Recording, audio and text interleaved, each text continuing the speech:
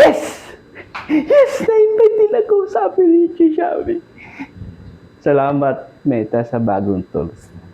So, ayan na nga. So, may papaliwanag ako sa inyo, guys. Porque na-invite kayo sa bagong tools na yan, kikita na kayo. Mag-ingat din sa paggamit yan. Kasi nga, guys, ang totoo dyan, pag ma-invite ka ng affiliate ni Shopee, automatic, dapat magre-registered ka din.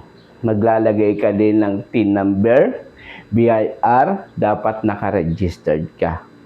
Doon mismo sa Shopee apps. Kasi dito kay Facebook, ikukunik mo lang yan. Ikukunik mo lang yan yung Shopee mo para makapag-post ka ng mga affiliate product na ibibinta mo. So, mabilis lang. Pag na-connect mo, okay na. At makakapag-copy link ka at ipopost mo sa Facebook. Mapopost mo na. Malalagyan mo ng mga affiliate link or mai-edit mo para sa mga partnership ads. Paid partnership. Oo, andun na tayo. Pero ang tanong, paano naman tayo kikita? So, hindi pa natin alam kung saan tayo sasahod or saan natin makukuha yung kita natin sa affiliate sa pagpo-post ng mga product galing sa Shopee. So, guys, huwag kayong ma-excite, ha? Huwag kayong ma-excite. Sa pagre-reels nga, sa pagkukontent, pag-upload ng mga videos, hindi nyo magawa ang weekly challenge. Panibagong tools na naman ang haharapin nyo na hindi nyo pa nga pinag-aaralan kung paano yung gamit o ano ang gamit ng affiliate. Tools na yan. Ako, guys, invited na ako. Pero, dito sa page ko na to, hindi ko yan sinusubukan. Bakit? Unang-una, ito papaliwanag ko sa inyo. Kayo mga excited kayo, hindi kayo, ay naku, hindi ko alam sa inyo. So, ganito kasi nangyayari. Kung invited ka sa affiliate, kinakailangan, naka-registered ka sa BIR. Kasi, meron kang i-upload doon na katunayan, proof of registration. I-upload mo sa kanila. Magpo-post ka din, i-upload mo din yung ID mo. I-upload mo doon yung ATM mo. Parang Facebook din, gagawa ka din ng payment method. So, kung paano ka makakagawa ng payment method kung hindi ka rehistrado sa Shopee? Oo nga. Mayroon kang Shopee. User ka lang. Dapat ang account mo sa Shopee is for individual. Para din tayo nagawa ng payout dito sa Facebook. Yung iba, excited. Lalong-lalo na yung mga baguhan, nag-uumpisa pa lang, na-invite na sa affiliate tools, hindi nila alam kung anong gamit nun. So, ang gamit nun, guys, pwede kang kumita sa pagpo-post ng mga link galing sa Shopee dito sa Facebook mo. Pero ang tanong, oo, may kukunik mo makakapag-post ka. Ang tanong, paano ka kikita? Paano ka kikita kung hindi ka rehistrado sa Shopee?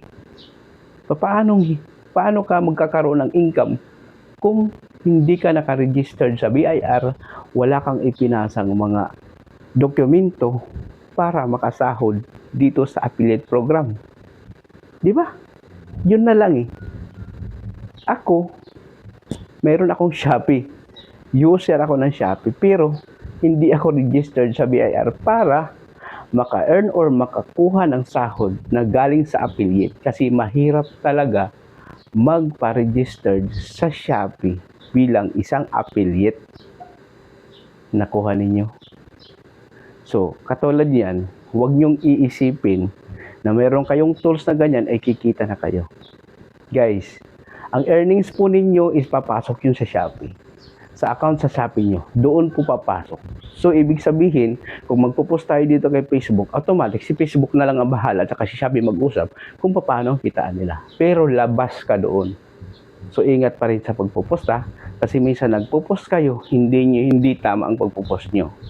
Yung iba dyan, puro link ang inyong pinopost. Hindi ganon-ganon lang ang paggamit ng affiliate tools. Okay? Para advice ko na lang sa mga baguhan at nag-uumpisa pa lang, lalong-lalo na yung mga na-invite ngayon ng affiliate, itigil nyo yan. Hindi nyo nagagawa ang weekly challenge nyo. Aasikasuhin yung bagong tools na yan. Kadalasan ngayon, lumalabas sa newsfeed ko yung mga na-invite ng affiliate program. Diba? Tip ko na lang sa inyo guys, kung hindi naman kayo rehistrado sa Shopee, huwag nyo na lang gamitin ang affiliate program na yan. Baka mamaya, doon pa magkaroon ng problema ang inyong mga account. Ha? Ganun lang kasimple. Maraming dokumento ang dapat i-upload mo doon sa Shopee. Once pag nag-registered ka sa Shopee, hindi yan katulad ng registered ka lang dahil nakakabili ka. As user yun. Dapat ang registered mo is for individual para doon sa affiliate program para makareceive ka ng pera or earnings. Sa totoo lang, kukunti lang naman ang kita. 3%, 5%. Hindi mag-TikTok ka na lang. Diba? Ganun lang kasimple. So yan guys, para sa akin, itong aking video na to, para sa kalaman po ng lahat, sa mga bagong taga-umpisa pa lang, sana may nakuha kayong aral dito. Sana, hindi kayo ma-excite sa affiliate program na yan. Mag-focus kayo sa content nyo, sa Reels, sa long-form video, at mag-live kayo para kumita kayo dito sa Facebook. Hindi kung ano-ano. Ayan. Para malaman ng mga kaibigan mo, mga followers mo, pakishare itong video na to. Maraming salamat. Bye-bye. Follow for more.